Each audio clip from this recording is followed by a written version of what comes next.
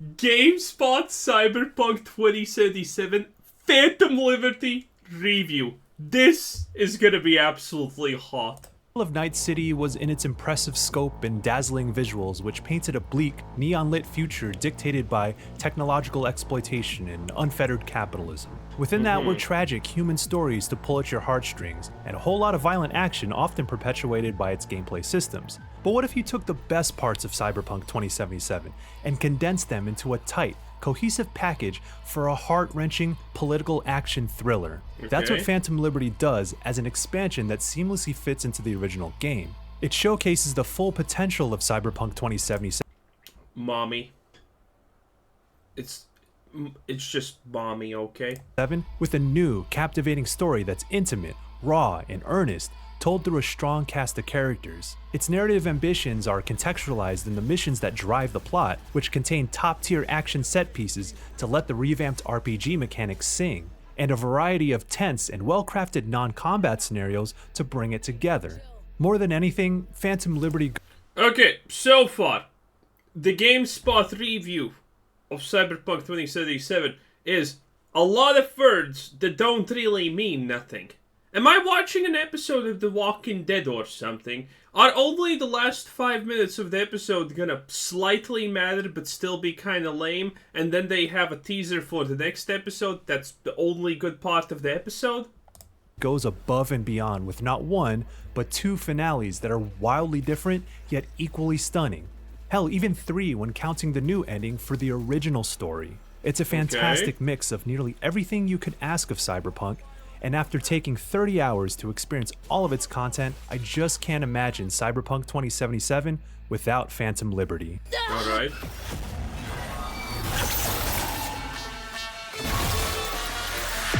Before I move on, I do want to note that most of the footage you're seeing here was provided by CD Projekt Red. At the time of publishing this video, reviewers were required to use this gameplay for Phantom Liberty and were not permitted to use their own. Back to business. This expansion acts as another branch to V's main goal from the original story, and one that involves forces outside of Night City, federal agents who make up the new core characters, and Dogtown, a downtrodden militia-run district where most of the expansion takes place. It's hard to ignore the star power of famed actor Idris Elba, lending his voice and likeness to the key character Solomon Reed, who has a commanding presence in every scene he's in. I only ever risk so much. Sometimes it's just safer to shove. Everyone likes Idris Elba, but let's be real. These scenes are not good because it's Idris Elba. It's because it's actually good writing. Okay, there's a difference. You can put a great actor in a bad position and it's still gonna be bad. But if the writing's good, you can pretty much put anyone in any position and it's probably gonna be, at the bare minimum, pretty good. The barrel of a Malorian between a Troon's ribs, even if he is on your side. It's nothing personal. No hard feelings, I hope. But the emotional anchor is Song So Mi, aka Songbird, the world's most talented netrunner. She provides a wonderful contrast and brings the depth required to tell a story like Phantom Liberty's. Reed and Songbird have a deep history working together as longtime FIA agents, and with V caught up in all of it, an intriguing tension constantly hangs over the political and personal drama. You'll feel better any second now. V, something stinks here. Think she's f***ing with the relic. And there to cut the tension is Johnny Silverhand, who's still the charismatic asshole you know and love, portrayed by Keanu Reeves.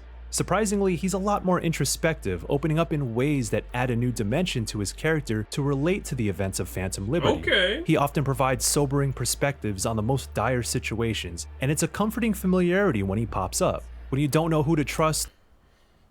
Essentially, he's trying to say he's less of a gag character considering the story is, well, more intense, legitimately a lot more, how to put this, serious? So he can't be a joke character anymore. He needs to provide perspective and slight comical relief. Or what choice to make, you can rely on Johnny and his smart-ass one-liners, because at least you know he's brutally honest. I think we really hit it off. Sure. Bet he's got candy in that van. Ready to find out? Voice performances Nice. come alive with motion capture and animation for scenes where subtleties genuinely add a layer of nuance to these characters. Especially for a story told entirely in first person, those high production values pay off. This confluence of writing, performance, and tech is how Reed, Songbird, Johnny, and other supporting characters jump out from the script and screen in their most critical moments, and become unforgettable pieces of Cyberpunk's world. The big new piece to that world is Dogtown, an independent district within Night City that's been overrun by a militia acting as a de facto government. Slums, dilapidated buildings, and abandoned structures make up most of Dogtown, along with a few luxurious establishments and the lively black market within the football stadium. It's smaller in scale and easier to familiarize yourself with the streets, but when looking across the district from the rooftops, it still gives the impression of a sprawling open world. Although the heart I mean, most people did not expect the expansion to be bigger than the base game, so this is pretty reasonable. I know there's gonna be some people who are, well, it's smaller than the real game. Yeah, that's how expansions work, genius. Most expansions are smaller than the base game. Wow, how can that happen? harsh realities on the ground are sad to see. Like a post-apocalyptic society barely scraping by, Dogtown has a distinct identity separate from Night City. Part of it is a lawless war zone, but there's another side that's genuinely human with people trying their best to eke out an existence in spite of it all. Phantom Liberty makes great use of Dogtown, smartly embedding much of its main story and side missions within its streets. The absolute banger of an opening mission is emblematic of this design philosophy. As Songbird leads you through the stadium's black market, you get an immediate sense of the town's vibe before all hell breaks loose. Confronting the battling factions in tense firefights or elaborate plays at stealth take place in the open world areas, and you quickly see how Dogtown was made to naturally support missions and combat sequences. You just must love console, the accuracy, the gameplay. Why did they even show this on console? It looks so bad. That feel curated and intentionally designed, and that synergy is a mark of a good open world. Gigs and side missions also litter the streets, and Phantom Liberty prioritizes quality over quantity here as well. While they are side content, gigs play an important role in the flow of the main mission, since your fixer, Mr. Hands, is a crucial contact for favors that advance the story. What's more is that— oh, look at that, you know, he's called Mr. Hands, and you can see the hands. That's honestly so stupid. I don't like that at all. Oh, Mr. Hands! Bruv, what is this, a SpongeBob episode? Favors that advance the story. What's more is that each gig is an elaborate mission rather than an objective to check off of a list. Odell Blanco? Name's V. Fixer said you need a hand.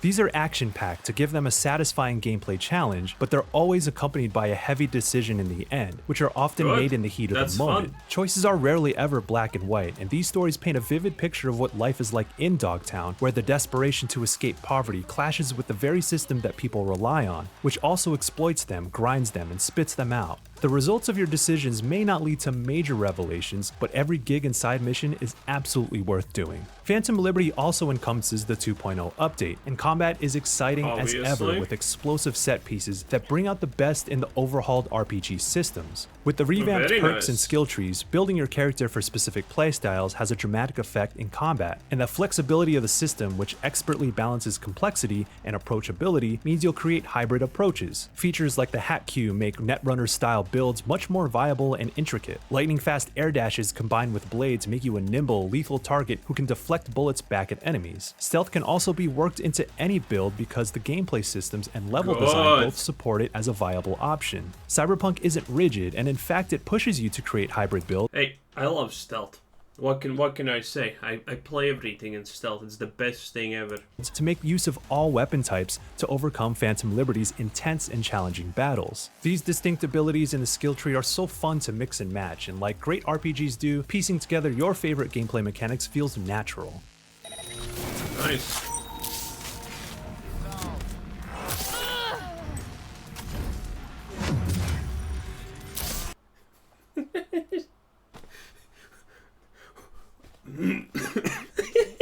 Why?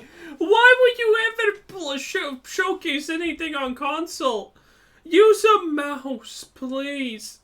It's so painful to watch people on console not be able to move properly or, you know, aim properly ever. There's a reason Fallout had the VAT system. That's because without it, the console plebs would never be able to land a single shot. Wow, it's windy. What the fuck? Well, it is what it is. Who would have expected? The new cyberware system adds another layer to creating an effective build, letting you fine-tune your character with specific stats, additional abilities, and quick hacks. Phantom Liberty introduces the relic skill tree as well, and while it isn't particularly deep, it adds a wrinkle to the formula with new cyberware like the quick hack-infused monowire melee weapon. I think these decapitations are actually getting videos demonetized, by the way. It kind of feels like it. Oh, jeez, the window opened again. What the hell? Or the arm-mounted rocket launcher. Overall, Cyberpunk 2077's RPG identity is stronger than... Well, does this window have a mind of its own or something? I didn't tell you to open. I actually closed you. How do you open? Is it ghosts? Uh-oh. That's bad. GameSpot reviewer saved me from the ghosts. It ever was, and Phantom Liberty's combat scenarios benefit tremendously in this re-envisioned foundation, and it results in a uniquely satisfying gameplay experience.